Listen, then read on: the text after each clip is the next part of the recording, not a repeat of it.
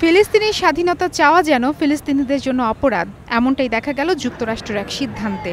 স্বাধীন রাষ্ট্রের স্বীকৃতি চাওয়া সহ একাধিক অভিযোগ তুলে এবারের জাতিসংঘের সাধারণ পরিষদের অধিবেশন থেকে ফিলিস্তিনের প্রেসিডেন্ট সহ অন্য কর্মকর্তাদের বিরত রাখতে চায় যুক্তরাষ্ট্র।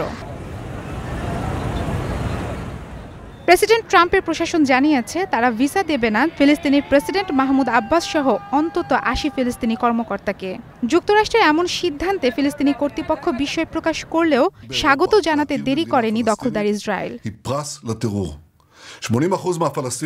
মার্কিন পররাষ্ট্রমন্ত্রী মার্কো রুবির অভিযোগ, গাজা যুদ্ধ বন্ধ ও শান্তি প্রতিষ্ঠার চেষ্টা ব্যাহত এবং স্বাধীন ফিলিস্তিনি রাষ্ট্রের একতরফা স্বীকৃতি চাচ্ছে মাহমুদ আব্বাসের সরকার। এর জন্যই এই ভিসা না দেওয়ার সিদ্ধান্ত নিয়েছে তারা।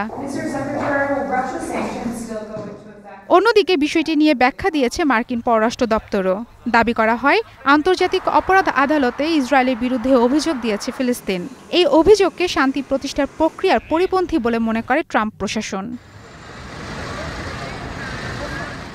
যুক্তরাষ্ট্রের এমন সিদ্ধান্তে বিস্ময় প্রকাশ করেছে ফিলিস্তিনি কর্তৃপক্ষ।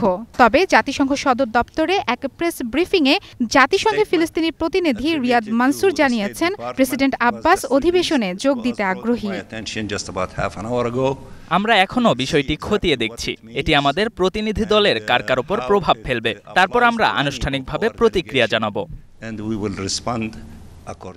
জাতিসংঘ সদর দপ্তর সম্পর্কিত ১৯৪৭ সালের চুক্তি অনুযায়ী যুক্তরাষ্ট্র জাতিসংঘে যোগদানের জন্য বিদেশি কূটনীতিকদের নিউ ইয়র্কে প্রবেশের অনুমতি দিতে বাধ্য।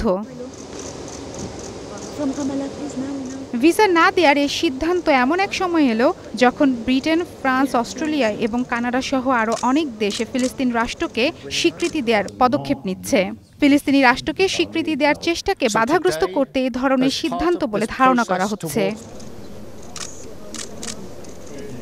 জাতিসংঘের মুখপাত্র স্টিফেন ডুজারিক এক বিবৃতিতে বলেন, বিষয়টি নিয়ে আলোচনায় বসবে জাতিসংঘ। এই বিষয়ে আমরা যুক্তরাষ্ট্রের পররাষ্ট্র দপ্তরের সঙ্গে আলোচনা করব। আমাদের প্রত্যাশা বিষয়টি দ্রুত ও শান্তিপূর্ণভাবে সমাধান হবে। জাতিসংঘের সব সদস্য রাষ্ট্র এবং স্থায়ী পর্যবেক্ষকদের প্রতিনিধি হিসেবে উপস্থিত থাকার অধিকার রয়েছে। ফিলিস্তিনি নেতাদের ভিসা না দেওয়ার সিদ্ধান্ত এবারই প্রথম নয়। এর আগে ১৯৮৮ সালে ফিলিস্তিনের স্বাধীনতা আন্দোলনের নেতা ইয়াসির আরাফাতকেও ভিসা দেয়নি যুক্তরাষ্ট্র। মারফতুন রুচি, স্টার নিউজ।